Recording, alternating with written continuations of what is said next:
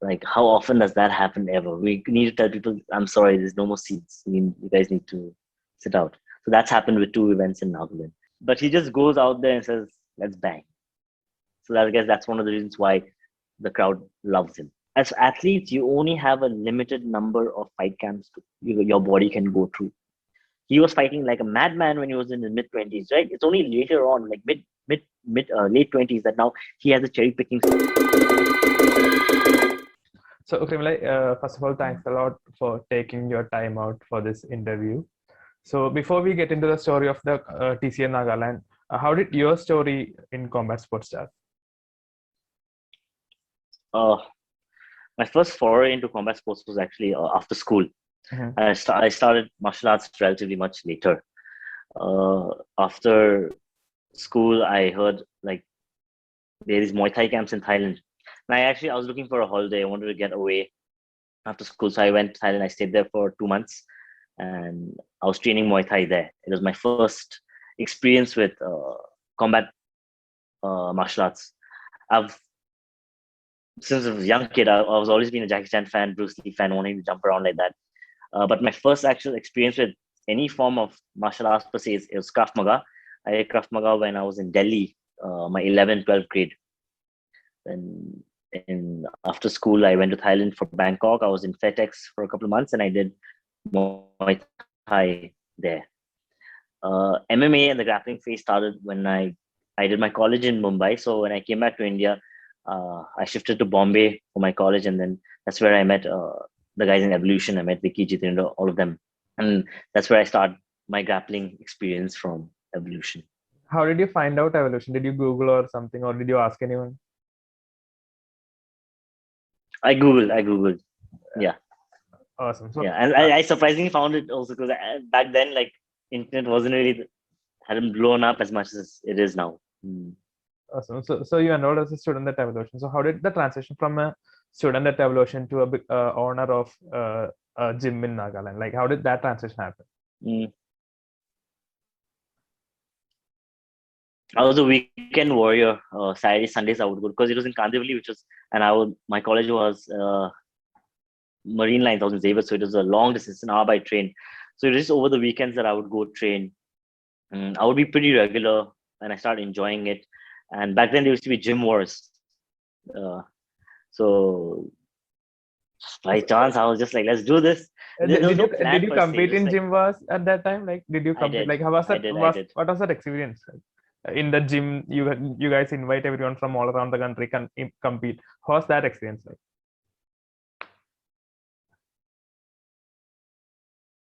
It was fun. Like thinking of it back then, like mixed martial art was so new. So when you think about like how I had started, and a lot of us, chair included, all of us have started, and you compare to nowadays, they have amateur events all across India in cages. It was pretty wild back then, but it was fun. Like, I don't really think dangerous per se, because neither was the talent that high, so it wasn't really that uh, dangerous. I feel it's only when your skills increase, then your ability to do damage also increases. So back then, people were not that skilled, so it wasn't that dangerous. Awesome. So coming back to the TCA So Nagaland, how did the gym start? yeah, so during my time in Bombay, I hurt my foot. Mm. So I had to come back home, and I took a long layoff. So when I was back home, must have been close to 3 months. I think I was back home when I was getting bored over time. So I started training by myself. Then there were a bunch of boys in the locality, and then I used to play football with them. Then I just started training with them.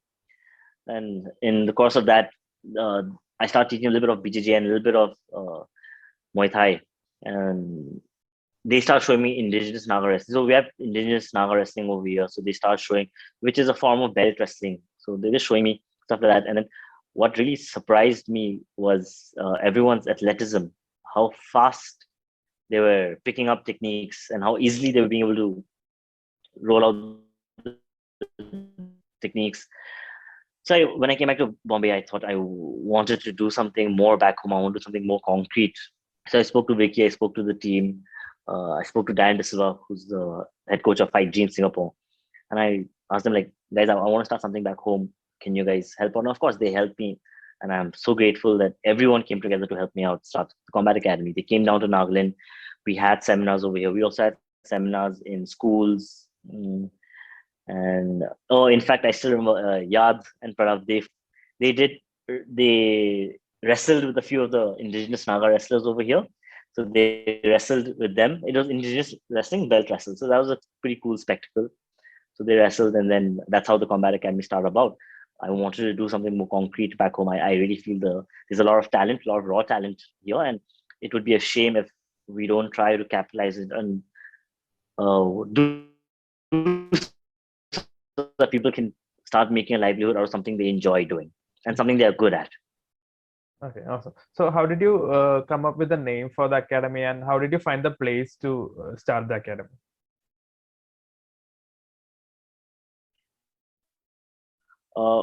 Nagaland's pretty small. Like, all of us know each other pretty well. So, and of course, someone wanting to do something new, a bunch of people come forward and they help out. So, finding a location was not too difficult. We had rented out a hall. Uh, the academy, the name, I was eating my head on the name. Then I just thought, keep it simple. It's a place you learn. What's a place you learn? Either a school. School doesn't sound good, so academy is a more professionally cleaner word. And what are you learning over there? You're learning how to do combat. So it's pretty simple. The Combat Academy. Awesome. So how did you get your first batch into the gym? Like, was there any marketing done, or was it a word of mouth in general? Hmm. Uh, I have horrible marketing skills. Even today, I'm pretty bad at promoting the gym or myself or any other way. Uh, it was just word of mouth. Like we started the gym, and then the first gym was on the outskirts of Dimapur. Wasn't really in the town itself. So word spread around the locality. It wasn't like we didn't put up any billboards and all. People just start talking about it. Guys in the locality. So a few of the people who, few of the kids who came, youngsters came, that were kids from the locality. Then it was word of mouth, their friends, right? And then of course, I started Yoda FC. And Yoda FC had the first event, and that was really a booster. That really helped promote the gym and get more people to come in. So that's about how the first few members of the Combat Academy came in. It was by word of mouth. Okay, so YFC, I think was it the first MMA event in Nagaland? YFC. Yes, it was the first MMA event. Okay, so how was that experience, and how was the response like when you hosted that particular event in YFC? Oh, it was. I still remember the first event. We had no clue going into it. And like I said, it's a small circle now, and so word spreads word of mouth. So I just told a few people, and of course the guys competing told a few people, and it just spread. And I was not kidding when I say I was looking. We had put chairs like for barely 500, 600 people. Thousands of people came, like not thousands, but like 1,500 people came, and like there was no place to sit for the first event. And it was pleasantly surprised. I still remember Chair and Sushovan were there, and they were blown away. By then, Chair and Sush had both fought abroad, and they were like, man, the crowd over here. I guess one of the reasons behind it is we have indigenous wrestling. So the grappling aspect of things is not too boring for people. They appreciate grappling. So when a slam happens, when a takedown happens, starts wooing. And combat is in our culture. It's in our blood. Like Nagas are psychotic in the head. So it's the more people fight, like they're enjoying it. So the first event was crazy. The second was wild. The second one we had it in Kohima. The first one was Dimapur. So there was a hall. It's called Agri Expo Hall. But it wasn't too far from the gym. So it's just a hall. There's not really that many people to sit in.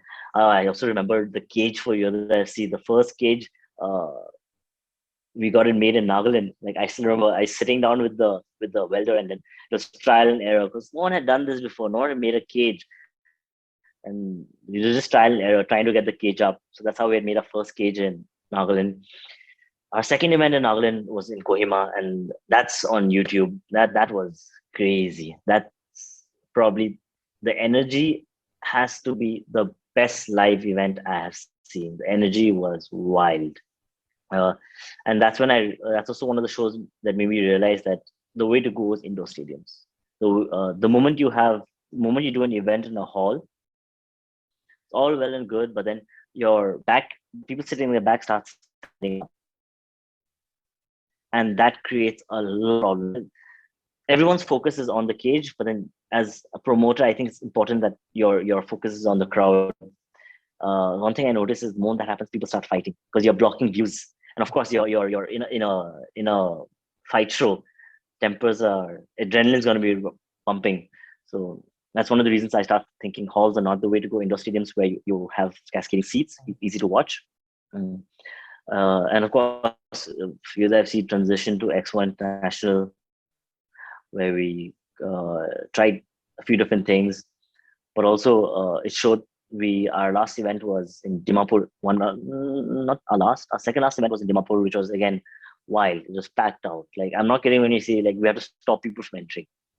Like how often does that happen ever? We need to tell people, I'm sorry, there's no more seats. You guys need to sit out. So that's happened with two events in Nagaland, and it's been brilliant. And I came across the locker room ad about the most googled states. Yeah, and it's Nagaland. I think it's Mizoram and Nagaland up there. So the people know about mixed martial arts. People appreciate combat. They appreciate effort, and they appreciate effort. This is the wildest thing because a lot of times people only cheer the guy winning. Right? But in Nagaland, one of the things I noticed was people, if it's a good fight, they're cheering the loser. Then that's one of the beauties of Nagaland. I found that beautiful. That people, the warrior spirit, they treasure that and they want to reward that. Awesome. So we talked about the event. So you have a great fight team as well that has been winning internationally and nationally. So could you just introduce us to the fight team that you have and the fighters in there? Hmm. So I'll go by seniority. Of course, the Imkong is he's my boss. I'm kidding. The days he's my boss. Like he's been there since the start, since day one. Mm. He's we start off, of course, competing with Yoda FC. He just had his professional debut with X1. Mm. He's the one. He's competed internationally.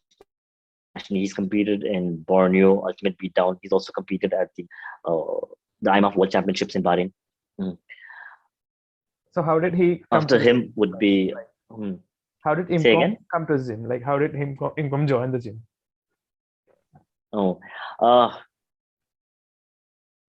so this is a funny thing. I don't remember him. I generally remember all my guys.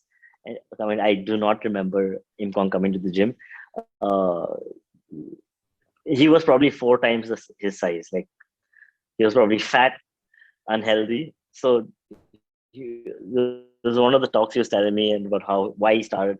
So it seems he just wanted to get fit. He had been drinking and bad habits, so he had come in actually wanting to get fit, and one thing led to another, and he realized that he was genuinely good at combat.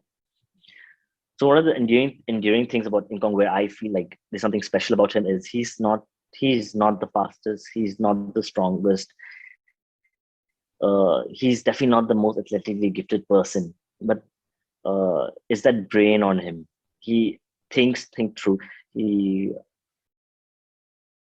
figures out how to beat someone, and that's the one of the most endearing and one things I think makes him very special. Probably one of the reasons I don't remember him was he wasn't really that good. He wasn't really that athletic, but over time, the time he put into technique, comes with athletic people. You take things for granted. If you're athletic, if balance and speed comes easy to you, you take technique for granted. It just happens over time. But Imkong is someone who's not that athletic, who's not, his balance is not the best. So he takes extra time to study the technique and look into the details of it. and that's something I find very endearing. And in fact, Chair calls him the cerebral one. So Chair is the one who would name him the cerebral one, because Imkong really thinks things through, and I really enjoy watching that happening. It's happened a couple of times when he's been he's had about 13, 14 amateur and one pro fight. He's just lost one amateur fight. So I've seen that happening where the fight starts off, it doesn't go on too well for him. But of course, there are uh, alterations he makes, and he beats the other person's plan. Awesome. So next, if we come to the other fighters, there's Arsen, there's Knights Angami, Yeah. there's Numai and Aviso, and also Limassune. So like, how did all these guys come to your gym line, and how are they performing according to you? Well, a lot by word of mouth, because of course Imkong is older right now, along Longsakumba, who a lot of people not heard of, but I am dying for you guys to see him. What had happened with him was that he broke his knuckle. He had a boxer's fracture, and it wasn't once; it was twice. So there was a year, almost 2 years, where he couldn't compete, he couldn't train regularly. But all these guys, they joined the gym when they were very young. I would say just out of college or in college. So, like I was saying, combat is big in Nagaland. It's a very masculine thing, one can say, right? It's a very masculine thing. So people, young boys want to be that cool. They want to be that masculine person. So, a lot of these kids have joined through college, or just after passing out of college, they have joined Combat Academy, which has been the same for all. I remember along Imkong was the useless one. He was not in college. Everyone else has been from college. They've joined. Just finishing. If I go seniority wise to introduce the team, Along is someone. Along will be someone who I want to turn pro. It is very unfortunate. Along was supposed to go for the World Championships. He was supposed to go for the Asian Championships. Both occasions were when he broke his knuckle. Next up, I would say Aviso. Aviso is being a freak. He's a fiend. Again, I'm dying for you guys to see him. He's not been competing that often because he had school.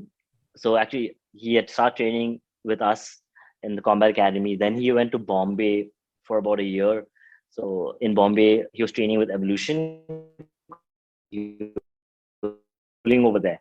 So one of the funniest guys, he comes back to Nagaland, and he told me like, "Coach, I'm going to be training here." And I was like, "What happened?" Like, "No, my exam just got over." I said, "Okay, how long are you going to be here?" "Coach, I think I'm going to be here forever." I said, "Why? What happened?" My exams didn't go so well. So I asked him like, "How many did you fail in?" He's like, I started 1, 2. Well, I think I failed in everything. So yeah, so another person who doesn't really have another professional career other than combat. Abizo won ADCC 2 years back in Delhi. He's been working on his striking. After him would be Arsenba, who I would say would be guys going pro immediately. Arsenba, he joined again as a kid. He was in school actually when he joined me. He's one of the younger boys in the team. The only problem with him turning professional is he's very small. So he fights at flyweight. He doesn't cut weight. He doesn't cut 47 kgs.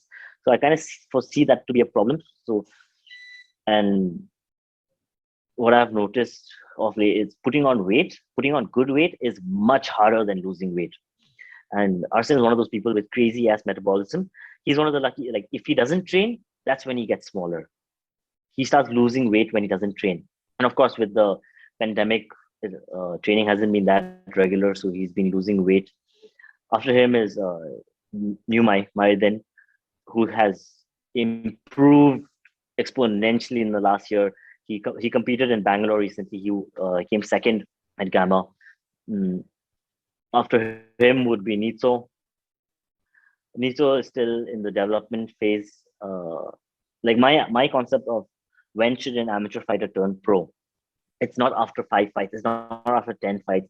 I don't believe in getting a number of experiences like that. It's when you realize your style. Like everyone has an intrinsic style. What happens is a lot of people watch Conor McGregor and feel like, I want to be the counter. I want to be cool, like I want to counter punch like him. Yes, you might want to do that, but that might not be best for you, right? So that's when you experiment with what works for you. With everyone else, they have figured out their style. Imkong, Along, Arsimba, obviously they figured out their styles. Numai has just begun figuring out his style, and hence he's improved drastically. Nicho is still in that limbo where he hasn't been able to figure out his style. Otherwise, he's someone who has extreme potential. Like the other guys are, everyone's athletic. All the boys are athletic. Nicho has long limbs. He is lanky, and I think having long John Jones, for example, having being skinny, being limby, it's a Adesanya. It's a huge advantage. So he's definitely guys who has even more, not just because he's physically gifted, he's talented. He's been born with limby limbs, with long limbs. Lima Sanep is of course the next one.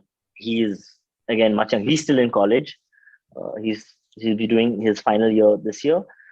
He is superb in the gym. He is crazy. Right. So even Chaitanya had come down, train with us, and Chair was like, Chair had the best rounds with Lima, and Chair like had amazing hopes for his potential.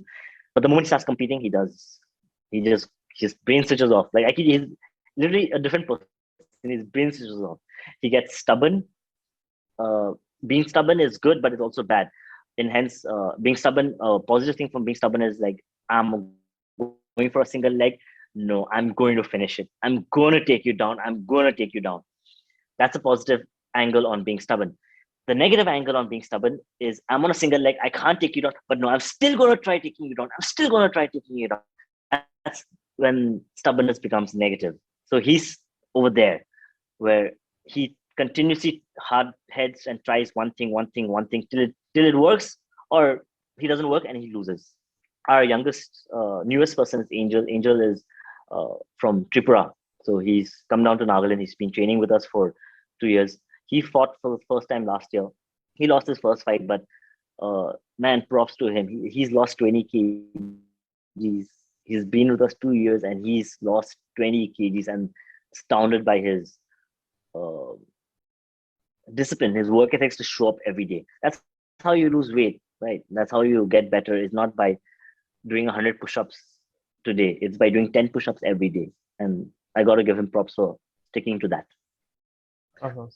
So that's about my team right now. We have one professional and I think 7 or 8 amateur athletes. Okay, so you guys have been competing internationally as well. You Imcom fought in the IMF and defeated a fighter from Czech Republic. He fought in Ultimate. So how was that experience going abroad and representing?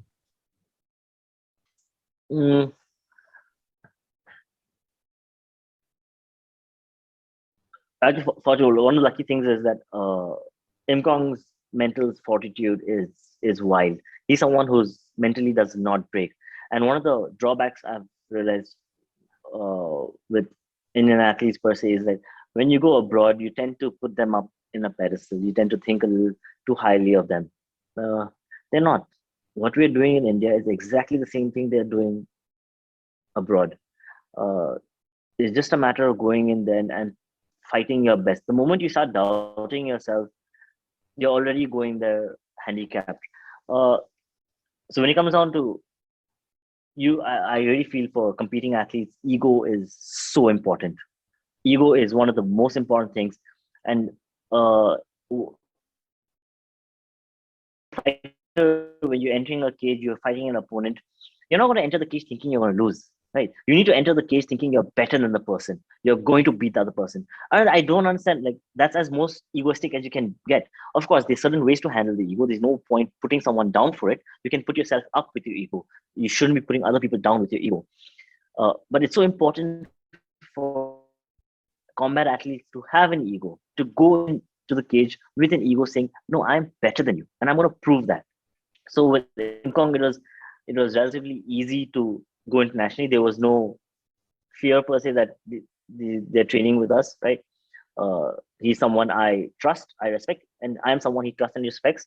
I believe in him as an athlete, and he believes in me as a coach, and our combination works like that. Our first foray internationally was Ultimate Beatdown in Borneo.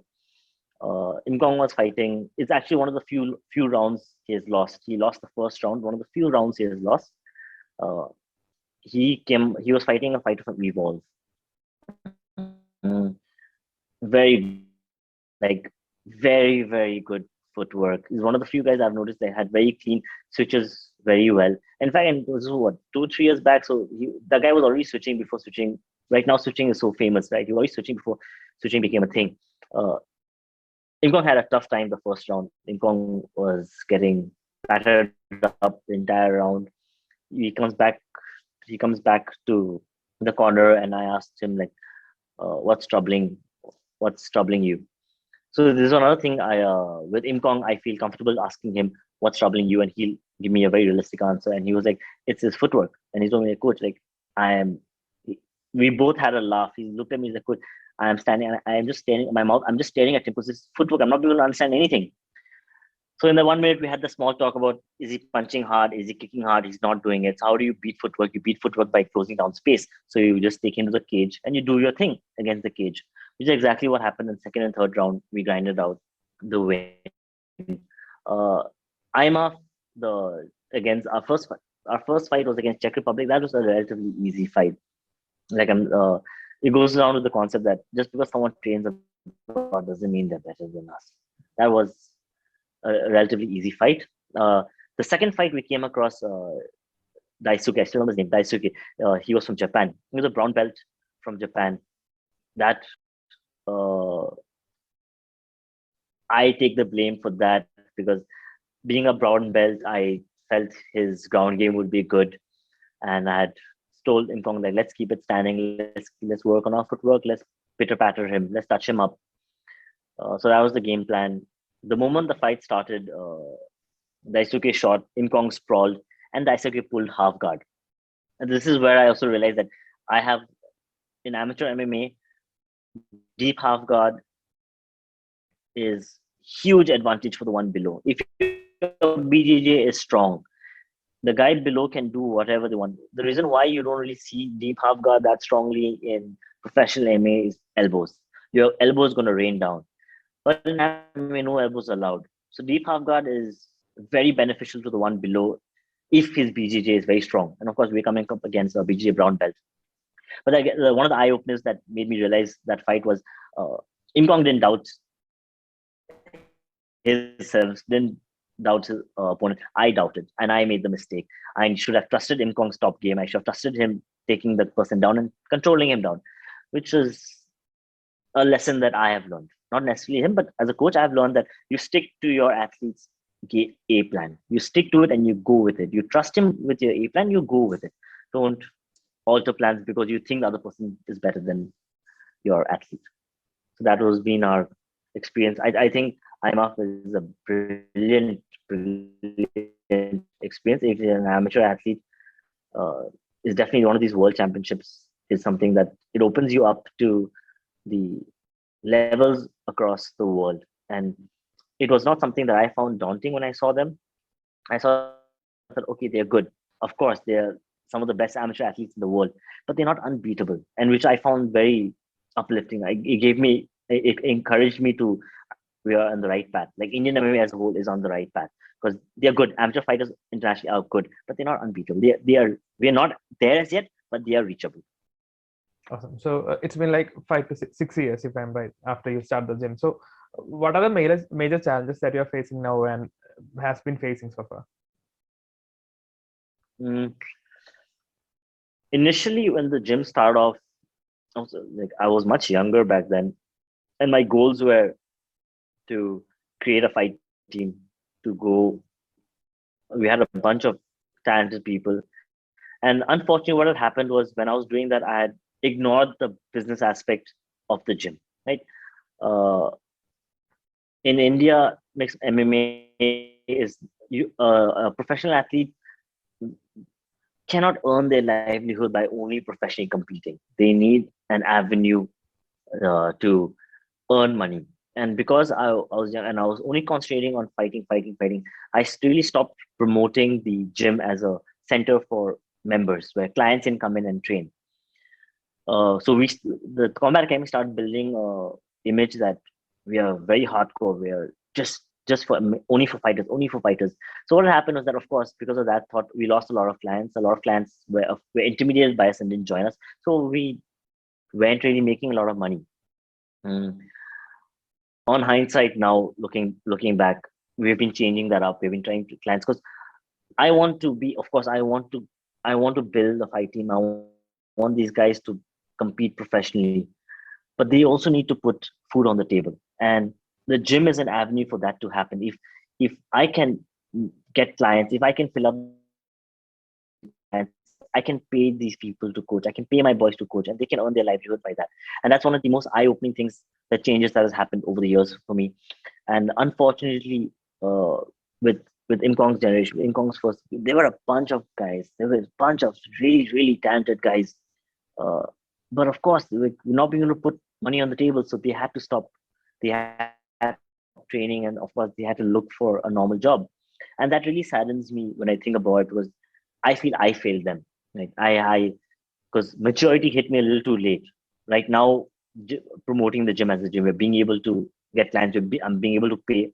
Had I had the maturity back then, we would have had a crazy group of talent from Nagaland. We still do. We still do. We would have had more experienced talent from Nagaland. Definitely one of the uh, big problems that I've had with the gym is changing the attitude of a fighters gym into a client business based gym, which I feel is it's important. It was very immature of me to go with the idea that I only want to build a fight team. I only want to build a fight team. Yeah, that's not feasible. It's not feasible for the long term. Awesome. So I think one of the fighters that we missed was Victor Angami. So we have seen a lot of videos of him in YouTube fighting and putting on a show. So how did he come to the gym, and like I think he's the manager now. So how's that story?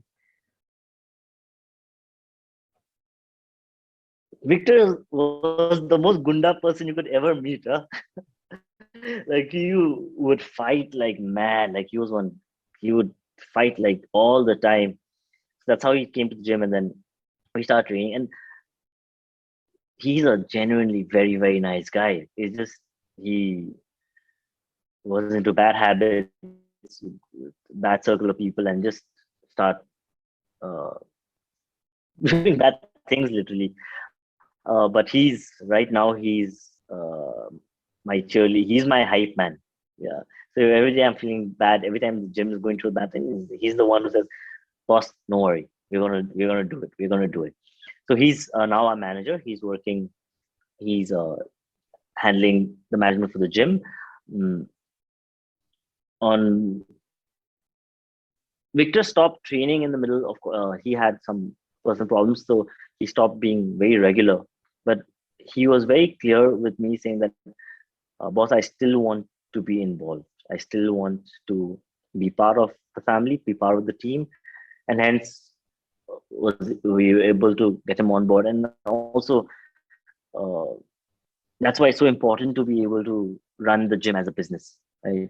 Because fortunately, again, the gym is being able to afford Victor, being able to pay him for this. So that's another growing curve that has happened with the gym and all of us together. Right? Okay. Otherwise, you should see when he fights, the crowd goes wild. Yeah, because Victor has this just bleed mentality. And like I was telling you about how the crowd in Nagaland, they enjoy the warrior spirit. They enjoy it. And Victor just has this just bleed. He's not the most athletic guy. He's not the prettiest. He doesn't have the prettiest footwork, but he just goes out there and says, "Let's bang." So I guess that's one of the reasons why the crowd loves him. Awesome, awesome. So like if you come back to the MMA as a whole, so how has how's what's your take on the growth of MMA in Northeast and in India? Uh, to start off with the Northeast, 'cause it's home for me. Uh, if I'm not, it's been growing exponentially. Like one of the biggest growth factors to mixed martial arts in the Northeast is students that go out to study in metropolitans. For instance, like I went to Bombay. I started training with Evolution, and of course, eventually the want and the need to come home happens and start something back home. And I came back. The same story, Abrasumente, is he drove going to Delhi, and of course I believe he was studying in Delhi, training with cross train, came back to Arunachal, started off Abrasumente, and it's just the first wave. Like I know of gyms all across the Northeast. I do shows in the Northeast, so I make sure like I personally keep in touch with them. There's there was already a strong roster from Mizoram even before the Combat Academy came. Mizoram had a very strong base in MMA. Manipur now has, of course, with Roshan starting, and before that, Isaac had already started his team based out of Manipur. Nagaland started off with me and now has three different MMA gyms. Assam has many, but Bidang would be the only one that I would trust when it comes to complete skills. Shillong has a bunch of good gyms. Uh, Isaiah, Happy Red Rooster, something. I am not kidding. I feel they are. A lot of people don't know about them, but they have a solid bunch of guys. And this is one of the guys who I feel are very skilled. But not only that, they're supremely nice people. They are really, really nice people. The Happy Red Rooster guys. Uh, Sikkim hasn't started off as yet. Arunachal already has. Uh, yeah, so it's only going to get better because we have uh, students from the Northeast keep going to the metros to study, right? So it's only going to get better there, and I'm sure the same way. I'm sure Siddharth cross trained from 5 years back. They're much better today. So you can imagine the troop of guys and only going to be better than the previous generation. So when they come home, they're going to bring talent back in that terms, right? They're going to bring skills back. Uh, I know of a dear friend of mine who is studying in Delhi right now. He's training with cross train. So that's how it's been happening, where students, me included, went study metros, and then we came back to the Northeast and we started off our own thing. Uh, MMA in India has hugely grown. Like I remember when we started off doing user FC events and all, we had an event in Bombay, and like people were like, "Ye kya hai?" It was Bombay, Bangalore. People didn't know what it was, right? In fact, in Bangalore we had a show in Decathlon. We had tied up with Decathlon to have a show, and mixed martial art was so new back then. So one of the funny things, MMA, I don't know if it still is, but MMA is banned in France. Okay, and Decathlon being a French brand, uh, they there was a last minute problem saying that they couldn't host our show because, of course, their home company is French, and they're saying MMA's brand. So that's what I mean. Like people didn't even know MMA. So we spoke to the Decathlon, we given them the letter, we got the approval done. All last moment this happened, but the contract had been signed, so they went ahead and agreed with it. We had an agreement with Decathlon to be able to use uh, their uh, their showrooms all across India. Wherever they had a show, we were going to be able to do a show. So that had happened. So people didn't know about MMA, and now you look at everyone's heard about Conor McGregor. Everyone's heard about mixed martial arts. It's going exponentially, and it's only going to get better. If you talk about talent wise, uh, a few years back, you would see a grappler, a judoka destroy everyone because grappling was very new. People didn't know groundwork. Even judoka's newaza is just like a matter of 10, 15 seconds and you stand back up. So groundwork was horrible. So anyone with an inkling of BJJ was being able to dominate. But now you're coming across people who uh, have an idea of wrestling, have knowledge of underhooks, overhooks, know how to escape when they're at the bottom, know how to come back to guard from side control. So it's opened up a void again, and I think it's going to be strikers who's going to fill up those voids. I honestly feel I think strikers are going to be filling up the voids now because you need good striking with very little BJJ to dominate. Else, I feel for to dominate with BJJ, you need very high BJJ. Because if you go to a gym, you enter, you roll in a BJJ gym, you'll notice that it's only two belts higher who will regularly tap you out. So if I'm a white belt, it's not really blue belts that tap out white belts. It's purple belts or brown belts that will continuously be tapping out white belts. Or if I'm a blue belt, it's not purple belts. It's browns and blacks that will regularly start tapping you out.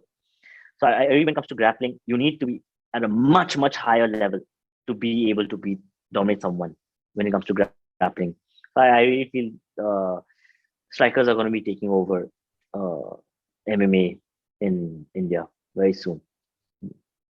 Awesome. So like, what's the future roadmap that you have for TCA and your fighters? Uh, oh, if I'm not mistaken, Arsen will be going for the Gamma Championships.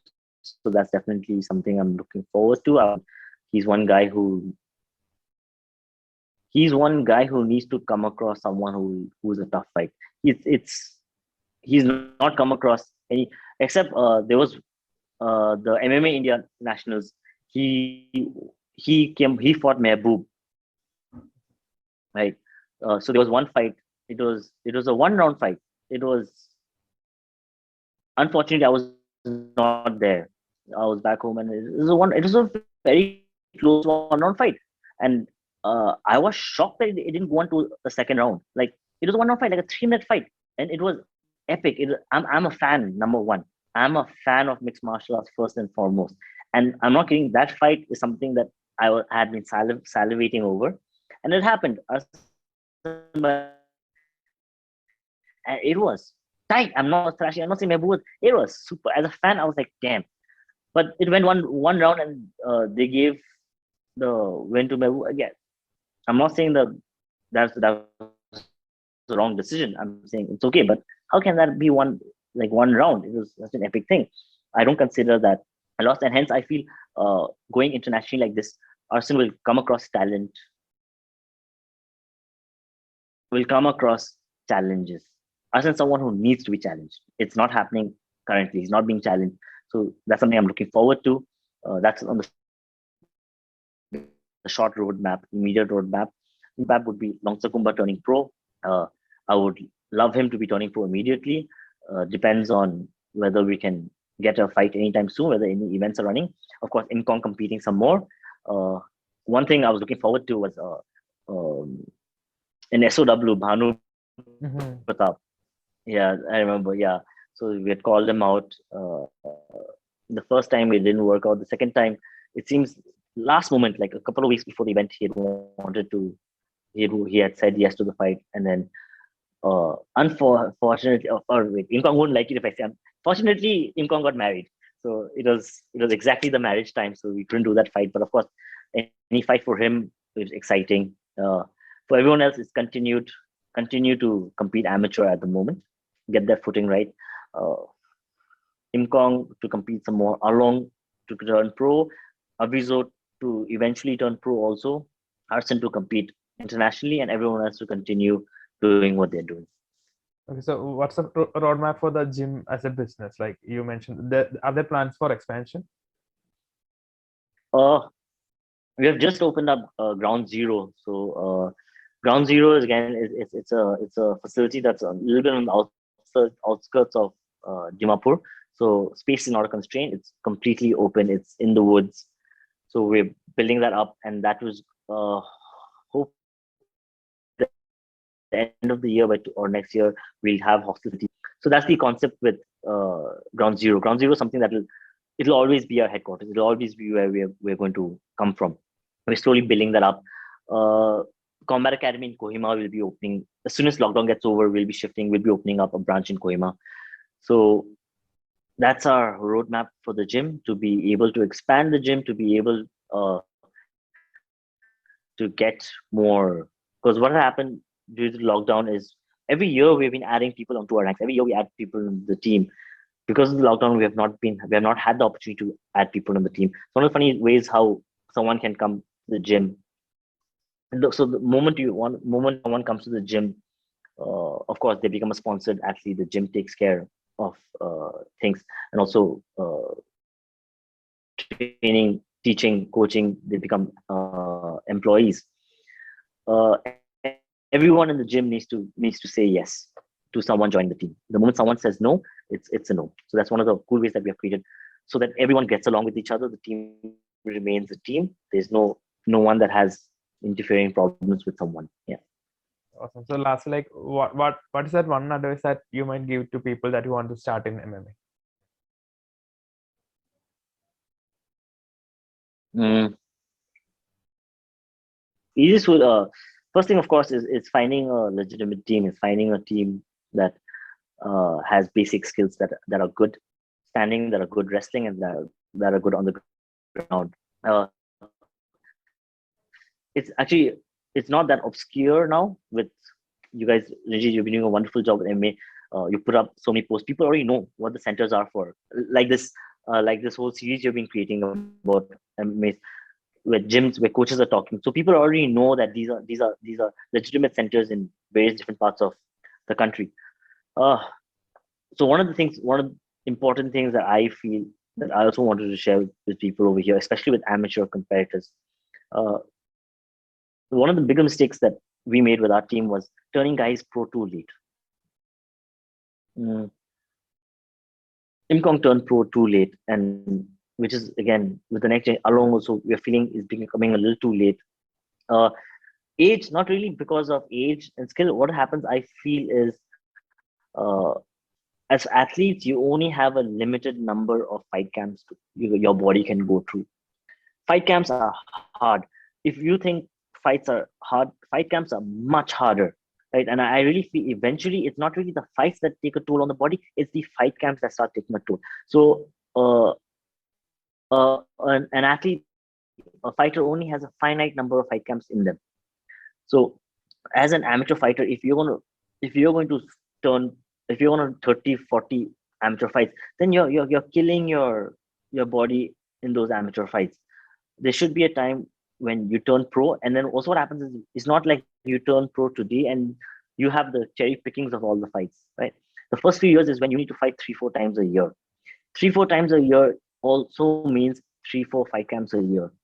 A 22, a 24, 25-year-old's body will recover. I can fight, I can train 8 weeks, fight, take a 2 week, do it again. But the moment you get older, as late 20s, early 31s, your body starts slowing down. It's almost impossible to go 6 days of hard training twice a day. The body just starts giving up on you. So the roadmap, I honestly feel, should be uh, by your mid 20s, you turn pro, right? Your mid 20s, you turn pro. You spend 20, 26, 20, you spend 3 years building a professional record. You spend 3 years fighting 3-4 times a year. And if you're good, then by the time you're in your late 20s, by the time you're 28, 29, you have cherry picking. You can fight once a year, twice a year, which is something I've been noticing, which is exactly what professional fighters do, which is exactly how the roadmap is going for them. Max Holloway, for instance, he started off super young. He was fighting like a madman when he was in his mid 20s, right? It's only later on, like late 20s, that now he has the cherry pickings to compete. I think this is I wish someone had shared that with me. I think this is something that I would like to share with the whole community, with people. It takes a toll, and I've seen this firsthand. It takes a toll with the fighters. Awesome. So, Khriemelie, like, thanks a lot once again for taking time out, and all the best for the upcoming events and everything. And looking forward to seeing your fighters in action. Definitely. Next time we have an event in Nagaland, you sir, you are coming. Hopefully soon. Hopefully soon. Thanks a All lot. right. Thanks a Take lot. care. Thank Bye. you.